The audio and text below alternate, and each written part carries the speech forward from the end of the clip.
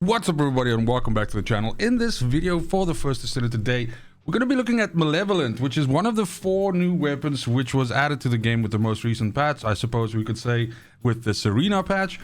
And this is the Battle Pass weapon, and originally my thoughts of what this gun would turn out to be like was that it would be a bit of like a meme weapon. I did think it was going to be better suited for mobbing than it would be for bossing. But what I didn't suspect was that it was going to be that much fun though. So this thing absolutely shreds literally large groups of enemies because it just essentially pushes a shitload of these blades out as long as you're hitting weak points. And these things deal a lot of damage and they kind of bounce between all the enemies. So this is a really fun gun for me, at least, to use in the new Sigma sector activity, as well as doing like 400% dungeons. I've taken this into Void Erosion Purge, and I think I've got some footage of me doing like a Void Erosion Purge 27, I think, because it is a toxic based weapon. But yeah, like I said, this is more suited for mobbing. It's not to say that it can't kill void intercept bosses. I think pretty much every gun in the game right now can do it. It's just that in a world where we're competing with a meta where weapons essentially kill bosses in 2 seconds, this of course just cannot compare to that. But that being said, I do believe that in this game there is room for guns being like essentially like the meta, but then also there are weapons which are just fun to use, and it's always fun to discover one of these.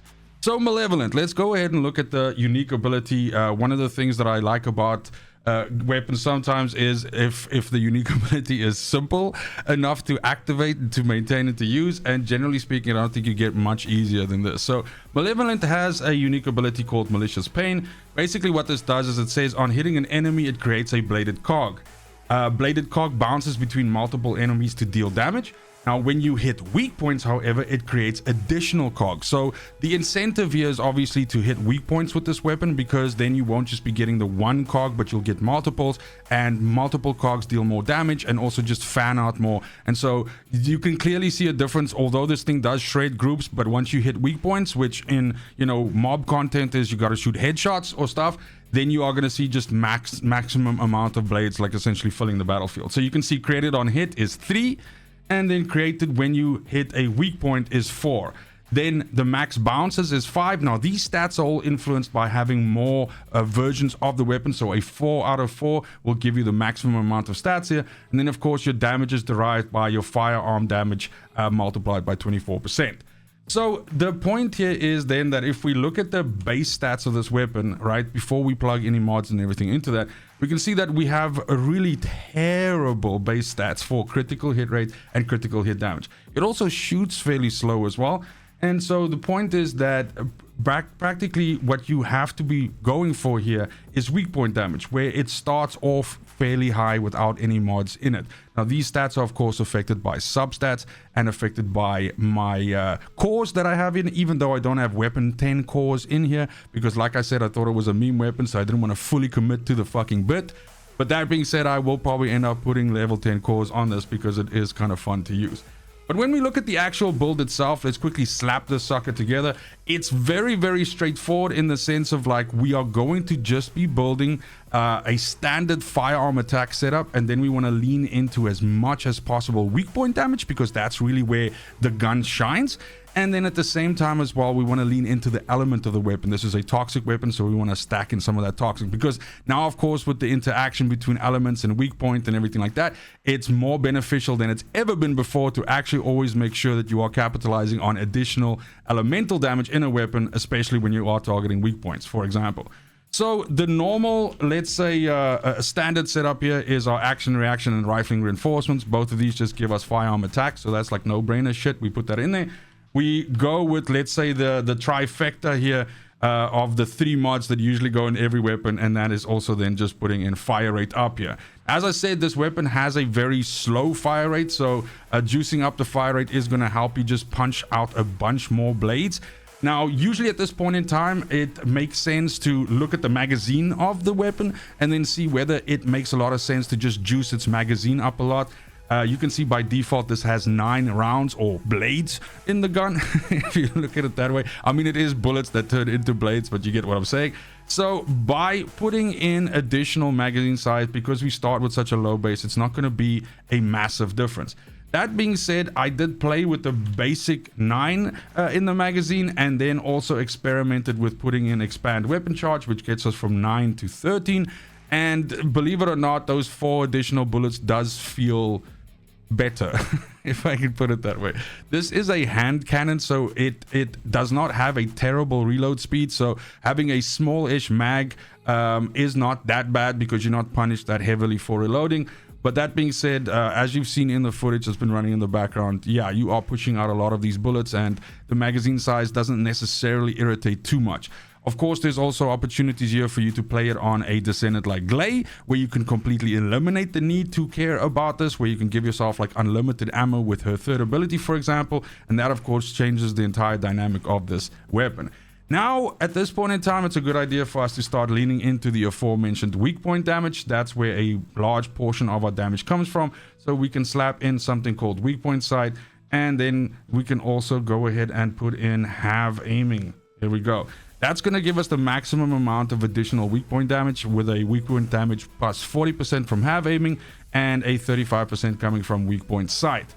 Then what we can do is we can slap in some of our elemental damage. So toxic enhancement is good for us here. This weapon already is base toxic. Its intrinsic element is toxic, so we're just going to enhance that even more by dropping in toxic enhancement here. And then we partner that up with something called poison priority, which is essentially the priority mod for toxic, which for some reason I can't find. There it is. And this is going to give us an additional 50% toxic attack, but with a slight deficit to our reload time. That being said, our reload time is still sitting at just over 2 seconds, so ain't that bad. Then last but not least, for our final 2 mods, I would consider these swing slots, and you could potentially as a blueprint build this out and then play with these and see what you like there. I enjoy putting charge amplification in here, since we in any case don't worry about critical hit damage or critical hit rate. We just get a nice boost to our firearm attack here, which also affects the damage of the blades, right? So it's just a good stat for to juice overall. And then because we are all about that weak point life, bro, we gotta go with weak point expansion. This is on weak point hit. Our weak point damage is increased by 140%, and this is on a cooldown of 5 seconds. Now, the thing with this is you can oftentimes see when this kicks in, and I love this when I hit like a boss or something like that with this at the end of a Sigma run or something, because you can literally melt like a boss in like 2 to 3 bullets if this thing procs and the blades fucking hit off other enemies and hit the boss back. So this is kind of like my setup for this. Like I said, I wouldn't call this a meme weapon. I think that would be like a little bit mean. I definitely think this performs better in mobbing than I would say 75 to 80% of the other weapons. There aren't a lot of weapons that can do what this thing does to mobs really, really fast. And it also just kind of ends up feeling like really, really satisfying. Last but not least, let's quickly just chat substats and our cores.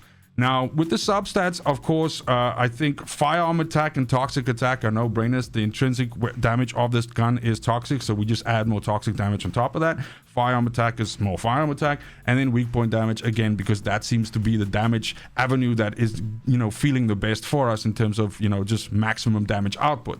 Now, for the 4th substat here, because we're not playing critical hit and critical hit damage, there aren't like a lot of other things that we would potentially put in here. I put bonus firearm attack versus Colossus in here, not on purpose, but because I kind of like ran out of mats to roll, and I was spending a lot of mats on ATAMs and some of the other weapons. So I kind of like just was like, okay, fine, let me just leave it on blue fucking Colossus damage and see if this thing actually deals some damage against Colossus. Maybe this is a good time to explain that something that I originally hoped for this weapon is that even in cases where there is only one target and there are no targets for the blades to potentially ricochet to, I was hoping that it would still produce blades, and those blades would then all hone in on the one target because there is only one target available to them. I do realize that would have probably made the gun fucking busted. So I guess that's why that doesn't work. But yes, this gun unfortunately does not produce any blades if it's only a single target that you're shooting at. But that's also then the other reason why we're stacking so much weak point damage and all that stuff, because if there is only one target, and this is a hand cannon, if you put a couple of rounds in that target's fucking head, they die real quick.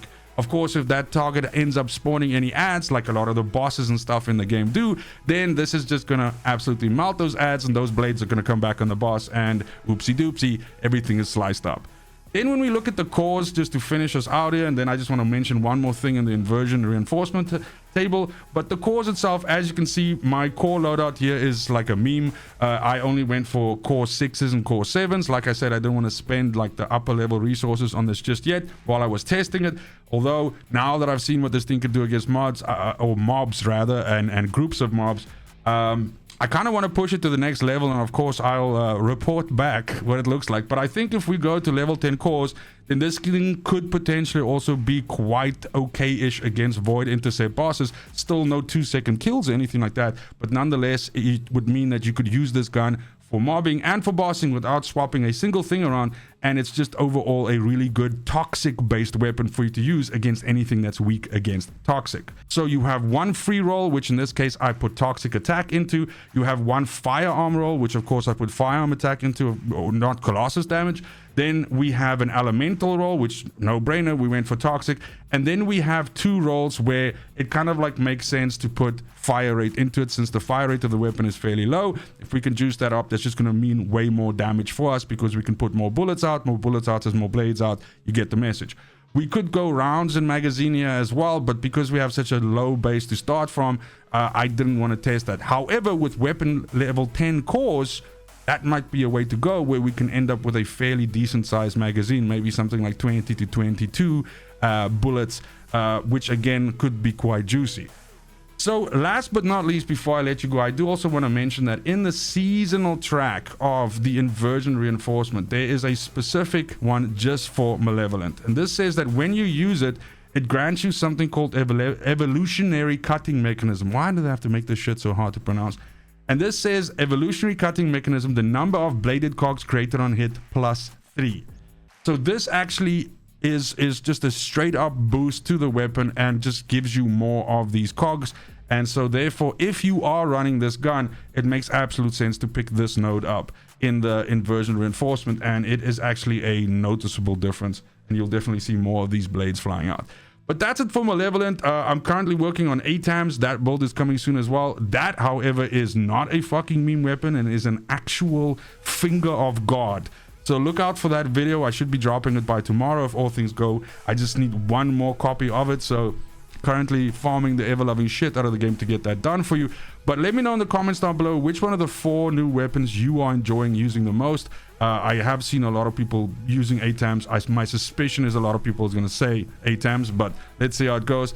But hope you enjoyed the video. Thank you very much for the support. And as always, fucking cheers.